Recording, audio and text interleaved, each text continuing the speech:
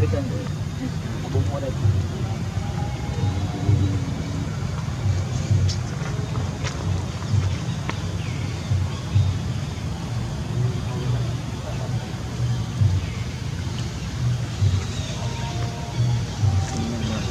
đi đẹp tuyệt rồi đi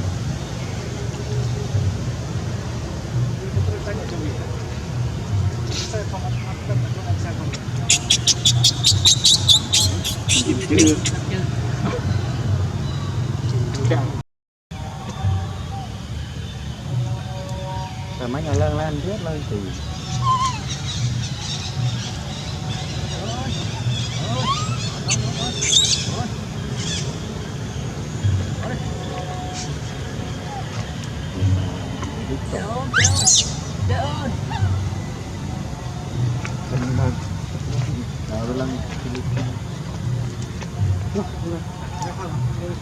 à rồi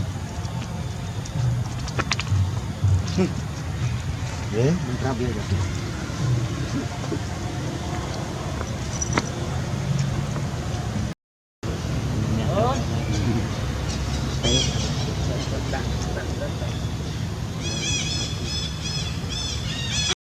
không phải cắt cắt nó một tí xíu lúc nào về nó cắt cái cô ra ta cắt ra về nó cắt cái bên chân này nó bên chân ôi chết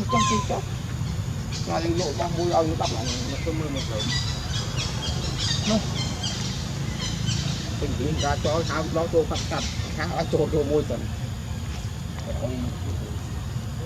nó ơn